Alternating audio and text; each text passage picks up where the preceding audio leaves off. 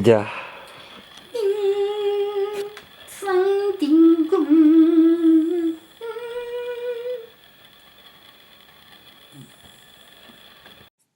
El sueño es una segunda vida. No he podido punzar sin temblar las puertas de marfil y de cuerno que nos separan del mundo invisible, y los primeros instantes de sueño son la imagen de la muerte. Un entorpecimiento nebuloso atrapa nuestras ideas y no podemos determinar el instante preciso en el que el yo, bajo otra forma, continúa la obra de la existencia. Es en un subterráneo vago que se ilumina poco a poco y de donde salen de la sombra y de la noche las pálidas figuras gravemente inmóviles que habitan la morada de los limbos. Entonces el cuadro se forma, una claridad nueva ilumina y hace jugar las apariciones extrañas.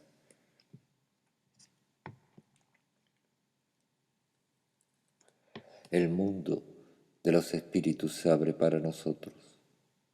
Swedenborg llamaba esas visiones memorabilia. Las debía al ensueño más a menudo que al sueño.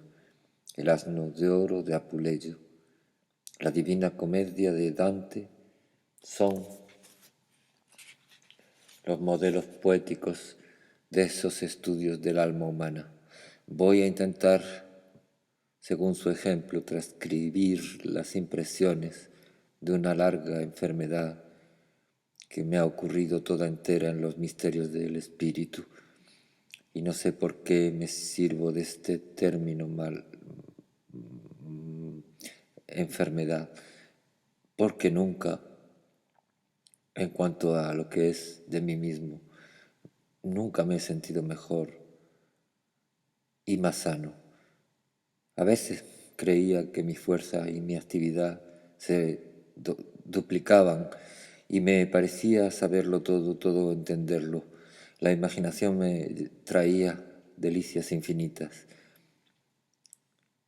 Recuperando eso que los hombres llaman la razón, ¿habría que lamentar haberlas perdido? Esta vida nueva ha tenido para mí dos fases. Aquí las notas que tratan de la primera. Una dama que yo había amado largo tiempo y que llamaré del nombre de Aurelia, estaba perdida para mí. Poco importan las circunstancias de este acontecimiento que debería tener una tan gran influencia en mi vida. Cada uno puede buscar en sus recuerdos la emoción la más alucinante, el golpe más terrible dado al alma por el destino.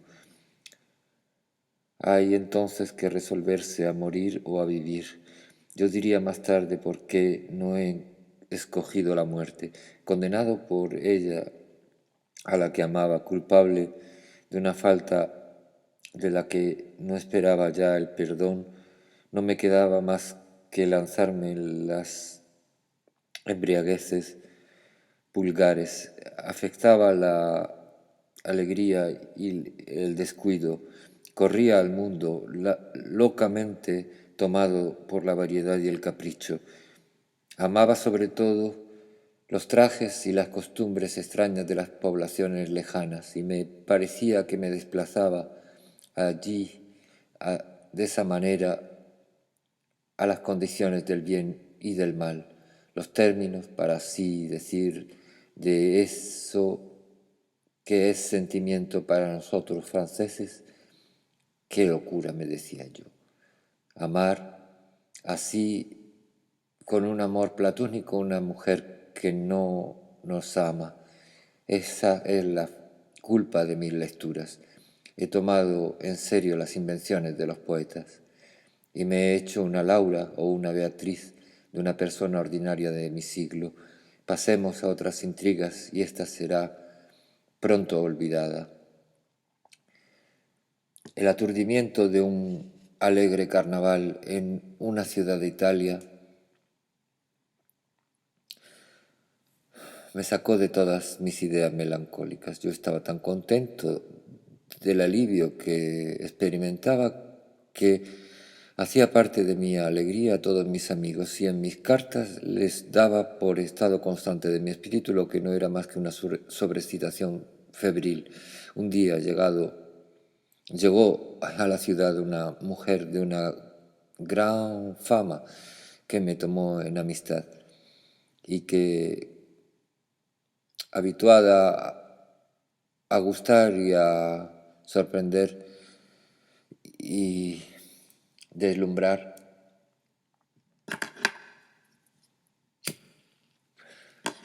me atrajo sin dificultad en el círculo de sus admiradores. Después de una tarde donde ella había estado al mismo tiempo natural y llena de un encanto que todos sentirían fuertemente, me empecé a sentir enamorado y al punto que no quería tardar un momento en escribirle. Estaba tan alegre de sentir mi corazón capaz de un amor nuevo. Yo tomaba tal cual, en un entusiasmo ficticio, las fórmulas, las frases mismas que poco tiempo antes me habían servido para pintar un amor verdadero y largamente sentido. La letra enviada hubiera querido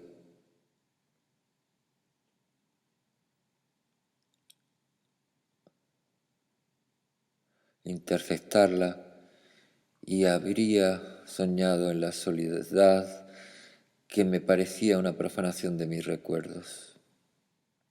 La tarde dio a mi nuevo amor todo el prestigio de la velada pasada.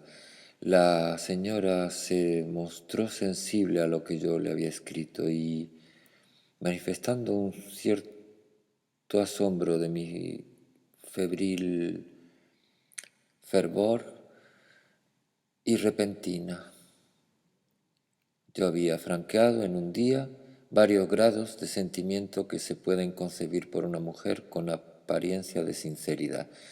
Ella me confesó que le sorprendía un poquito y que le daba un cierto orgullo. Intenté convencerla, pero cualquier fuera lo que fuese que yo le quisiera decir, no pude a continuación más que encontrarme en nuestras entrevistas en el diapasón de mi estilo y de tal manera que me vi reducido a confesarle entre lágrimas que me había engañado a mí mismo abusando de ella. Mis confidencias tiernas tuvieron, sin embargo, un cierto encanto y una amistad más fuerte en su dulzura sucedió a las vanas protestas de ternura. Más tarde, volví a encontrarla en otra ciudad, espacialidad universalizante, donde se encontraba la señora que yo quería siempre sin esperanza. Un azar las hizo conocerse la una y la otra, y la primera tuvo ocasión, sin duda, de enternecer en relación a mí a aquella que me había exiliado de su corazón, de suerte que un día, encontrándome en una sociedad en la que ella formaba parte, la vi venir a mí y tenderme la mano. ¿Cómo interpretar este gesto y el mirar profundo y triste del que estaba acompañado su saludo? Creí ver el perdón del pasado, el acento divino de la piedad daba a las simples palabras que ella me dirigía un valor inexpresable, como si alguna cosa de la religión se mezclase a las dulzuras de un amor hasta ahí profano y les imprimiese el carácter de la eternidad. Un deber imperioso me forzaba a volver a París. y tomé pronto la resolución de no quedarme sino pocos días y volver cerca de mis dos amigas. La alegría y la impaciencia me dieron entonces una especie de aturdimiento que se complicaba del cuidado de los negocios que tenía que terminar.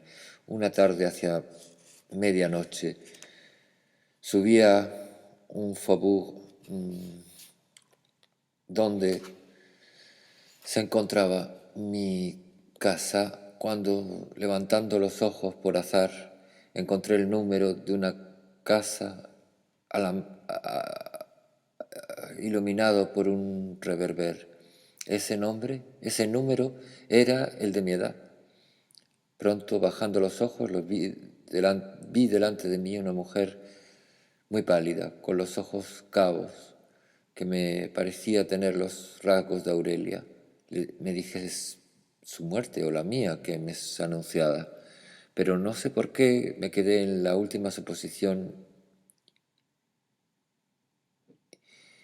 y me sellé en esta idea, lo que debería ser la mañana a la misma hora.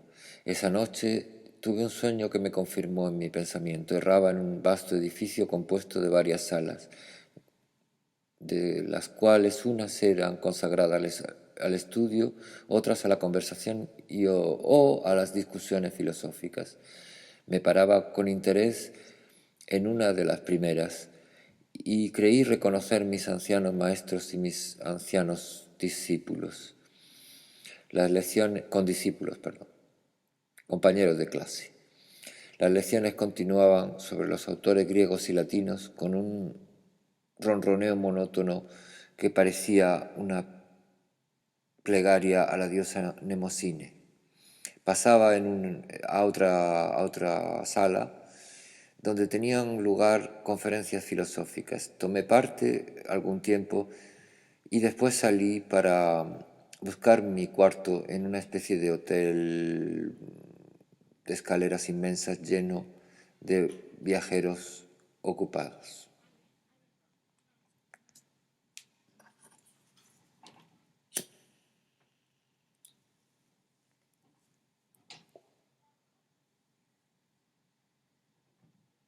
Me perdí varias veces en los largos corredores y atravesando una de las galerías centrales.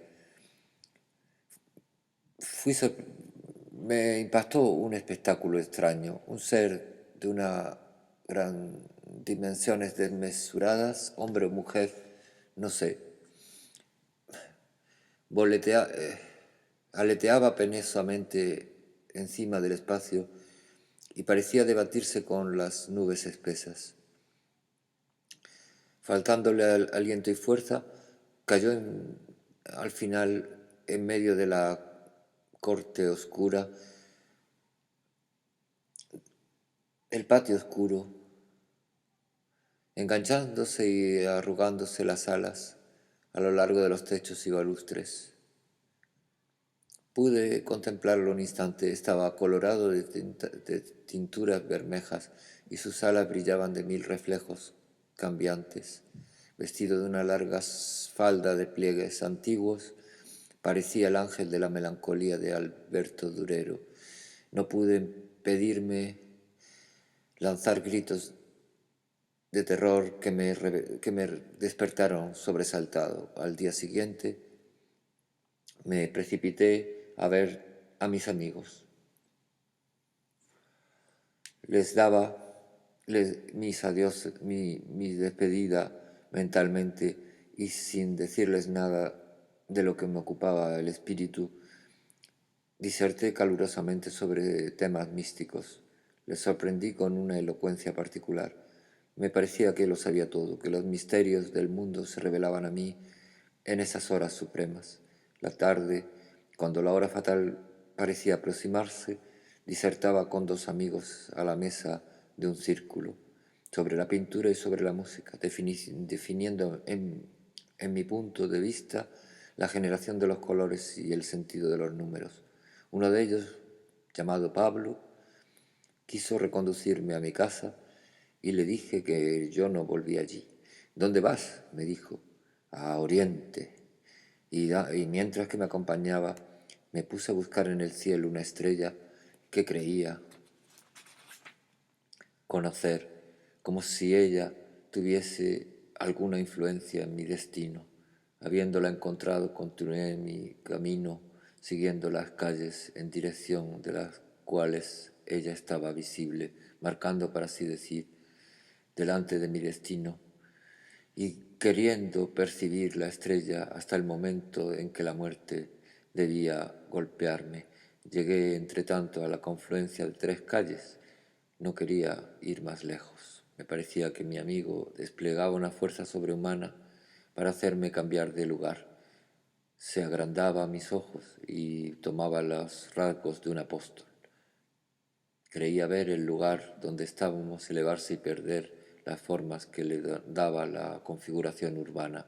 En una colina rodeada de vastas soledades, esta escena se volvía el combate de dos espíritus y como una tentación bíblica. No, dije, yo no pertenezco a tu cielo.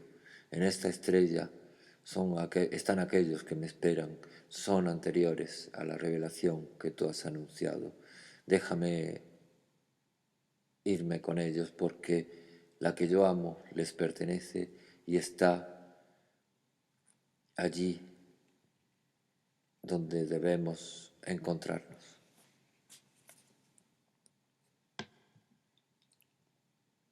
Aquí comenzó para mí lo que yo llamaría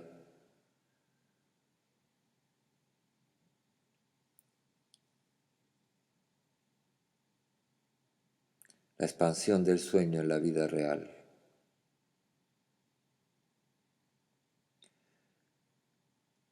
A fechar de este momento todo tomaba a veces un aspecto doble, y esto sin que el razonamiento faltase nunca a la lógica, sin que la memoria perdiese los más ligeros detalles de lo que me ocurría.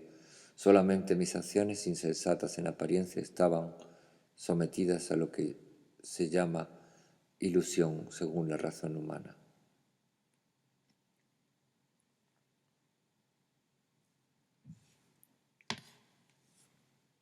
Esta idea me ha vuelto muchas veces y es que en ciertos momentos graves de la vida en que el espíritu del mundo exterior se encarnaba de golpe en la forma de una persona ordinaria y actuaba o intentaba actuar sobre nosotros sin que esa persona tuviese el conocimiento o guardase el recuerdo. Mi amigo me había dejado viendo sus esfuerzos inútiles y me creía sin duda presa de alguna idea fija que el camino calmaría. Encontrándome solo, me levanté con esfuerzo y me puse en camino a la dirección de la estrella, bajo la cual yo no cesaba de fijar los ojos. Cantaba y andando un himno misterioso que creía recordar como habiendo oído en alguna diferente existencia y que me llenaba de una alegría inefable. Al mismo tiempo, dejaba mis ropas terrestres y las dispersaba alrededor mío. El camino parecía elevarse siempre y la estrella agrandarse. Entonces me quedé con los brazos extendidos, esperando el momento en que el alma iba a separarse del cuerpo, atraído magnéticamente en el rayo de la estrella.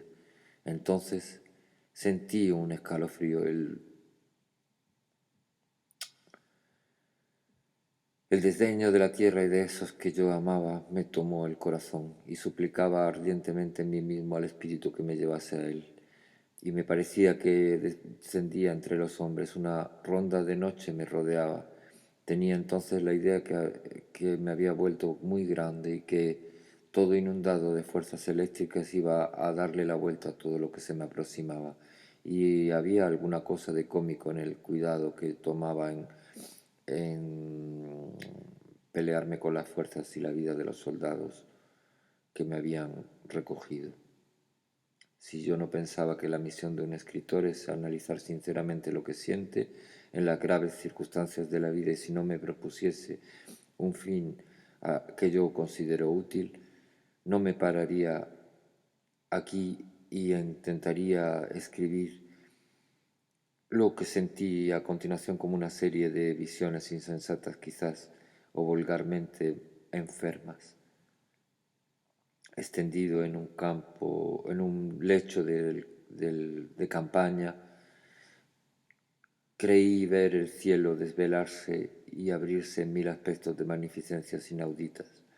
El destino del alma liberadas parecía revelarse a mí como para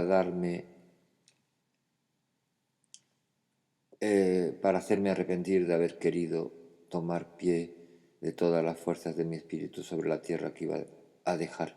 Inmensos círculos se trazaban en el infinito como los orbes que forma el agua turbia en la caída de un cuerpo. Cada región poblada de figuras radiantes se colocaba, se movía, se fundía por turnos, y una divinidad, siempre la misma, rechazaba sonriente las máscaras furtivas de sus diversas encarnaciones y se refugiaba, en fin, infatigable en los místicos esplendores del cielo de Asia. Esta visión celeste, por uno de esos fenómenos que todo el mundo ha podido experimentar en ciertas ensoñaciones, no me dejaba extranjero a lo que pasaba alrededor mío. Tendido en el lecho de campaña, escuchaba que los soldados hablaban con un desconocido, arrestado como yo, y cuya voz había resonado en la misma sala. Por un singular efecto de vibración, me parecía que esta voz resonaba en mi pecho y que mi alma se desdoblaba, por así decir, distintamente dividida entre la visión y lo real. Un instante tuve la idea de encontrarme con esfuerzo con aquel del que era cuestión. Después temblé recordando una tradición bien conocida en Alemania, que dice que cada hombre tiene un doble y que cuando lo ve la muerte está próxima. Cerré los ojos y entré en un estado de espíritu confuso, donde las figuras fantásticas o reales que me rodeaban se rompían en mil apariencias fugitivas. Un instante vi cerca de mí dos de mis amigos que me reclamaban. Los soldados me designaron. Después la puerta se abrió y alguien de mi talla, del que no vi la figura, salió con mis amigos que yo llamaba en vano. Pero me engañan, se engañan, grité, soy yo quien ellos vinieron a buscar y es otro el que sale. Hice tanto ruido que me metieron en un calabozo. Me quedé varias horas en una especie de embrutecimiento. Por fin los dos amigos que había creído ver vinieron al fin a buscarme en un coche de caballos. Les conté todo lo que había ocurrido y negaron haber venido en la noche.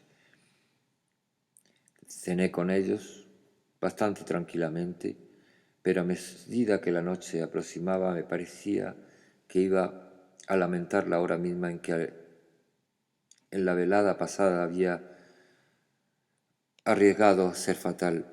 Me pregunté si uno de los dos me podía dejar su anillo oriental que tenía en el dedo y que yo miraba como un antiguo talismán, y tomando un fular lo anudé alrededor de mi cuello, poniendo buen cuidado en colocar la turquesa del lado de mi nuca donde sentía dolor. Según yo mismo, ese punto era aquel por el que el alma saldría en el momento en que un cierto rayo salido de la estrella que yo había visto la vez pasada coincidiría relativamente a mí con el cenit.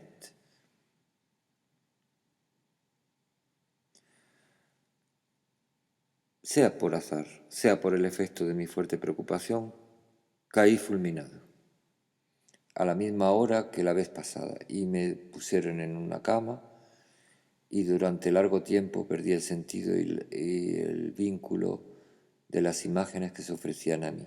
Ese estado duró varios días, fui transportado a un manicomio. Muchos parientes y amigos me visitaron sin que yo tuviese conocimiento.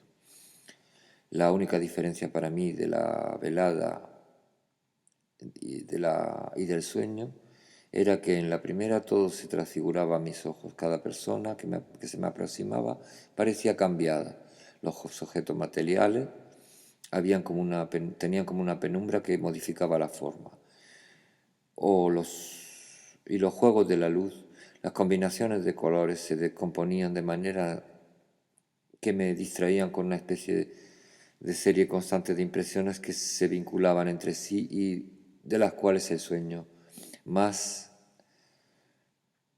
despejado de los elementos exteriores, continuaba la probabilidad.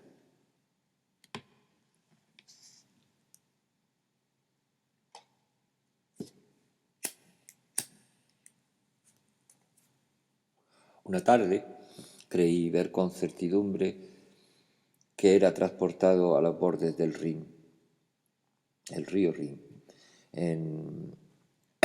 Enfrente de mí se encontraban dos rocas siniestras cuya perspectiva se esbozaba en la sombra. Entré en una casa alegre, donde un rayo del sol que se ponía, atravesaba alegremente los contravientos verdes que adornaba la viña de uva, y me parecía que entraba en una especie de morada conocida como la de mi tío materno, pintor flamenco, muerto desde hace un siglo. Los cuadros esbozados estaban suspendidos aquí y allá. Uno de ellos representaba el hada célebre de ese río. Una vieja sirviente que yo llamaba Margarita y que me parecía conocer desde la infancia, me dijo: ¿no se va a acostar? Usted viene de lejos y su tío volverá tarde. Le despertaremos para la cena. Me extendí sobre un lecho de columnas, drapeado de persia, de grandes flores rojas. Había enfrente de mí un reloj rústico colgado al muro y sobre este reloj un pájaro que se puso a hablar como una persona. Tenía la idea que el alma de mi abuelo estaba en ese pájaro y no me sorprendía más que de su lenguaje y de su forma de verme como transportado de un siglo para atrás. El pájaro me hablaba de personas de mi familia, vivas o muertas en diverso tiempo, como si ellas existiesen simultáneamente, y me dijo: ¿ve usted que su tío tenía cuidado de hacer su retrato por adelantado? Ahora ella es para usted. Llevé mis ojos sobre un lienzo que representaba una mujer en traje antiguo a la alemana, acodada sobre el borde, tendida al borde de un río, y los ojos llevados hacia una mecha de miosotis, flores. Entretanto, la noche se espesaba poco a poco y los aspectos, los sonidos, los sentimientos de lugares se confundían en mi espíritu, somnoliento. Creí caer en un abismo que atravesaba el globo y me sentí llevado sin sufrimiento por un corriente de metal fundido y mil ríos parecidos, cuyas tintas indicaban las diferencias químicas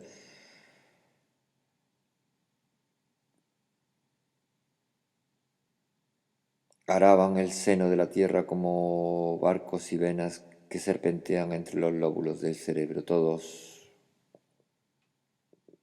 se derramaban, circulaban y vibraban así, y tuve el sentimiento que sus corrientes estaban compuestas de almas vivientes, al estado molecular, que la rapidez de ese viaje me impedía solamente distinguir. Una claridad blancuzca se infiltraba poco a poco en sus conductos y vi por fin alargarse como en una vasta cúpula un horizonte nuevo donde se trazaban islas rodeadas de olas luminosas.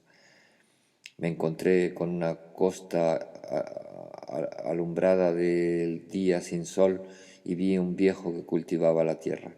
Lo conocí por el mismo que me había hablado por la voz del pájaro, y sea que me hablaba, sea que yo lo comprendía en mí mismo, se volvió claro para mí que los abuelos tomaban la forma de ciertos animales para visitarnos sobre la tierra, y que asistían así mudos observadores a las fases de nuestra existencia.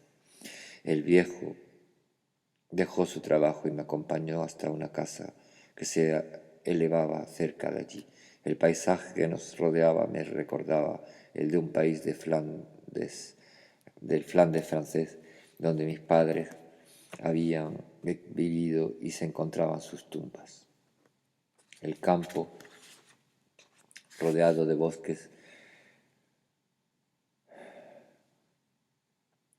al borde del gran bosque, el lago vecino, el río y el lavadero, el pueblo y su calle que sube, las colinas de pizarras sombría y sus matas de lavanda y de tomillo, imagen juvenil de los lugares que había amado. Solamente la casa donde entraba no me era conocida. Comprendí que había existido en otro tiempo y que ese mundo que yo visitaba entonces, el fantasma de las cosas, acompañaba al del cuerpo.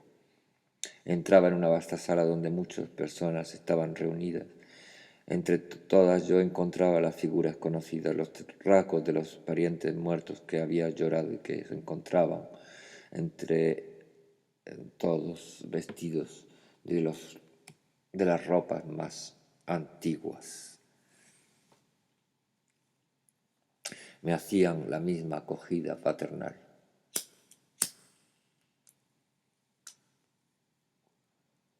Parecían ser una asamblea para un banquete de familia. Uno de esos parientes vino a mí y me abrazó tiernamente y llevaba un traje antiguo cuyos colores parecían pálidos y su figura sonriente bajo los cabellos empolvados tenía un parecido con la mía. Me parecía más precisamente vivo que los otros y por así decir en relación más voluntaria con el espíritu. Era mi tío y me hizo colocar cerca de él en una especie de comunicación que se estableció. Yo no pude decirle que escuchase su voz, solamente a medida que mi pensamiento se llevaba sobre un punto, la explicación se volvió clara, de pronto, y las imágenes se precisaron delante de mis ojos como pinturas animadas. Pues es verdad, decía yo, encantado. Somos inmortales y conservamos aquí las imágenes del mundo que hemos habitado. La felicidad de soñar que todo lo que hemos amado existirá siempre alrededor de nosotros. Y estaba bien cansado ya de vivir. No te precipites, dijo él, no te alegres tanto que perteneces todavía al mundo de abajo y de arriba, que tú tienes que soportar rudos años de pruebas.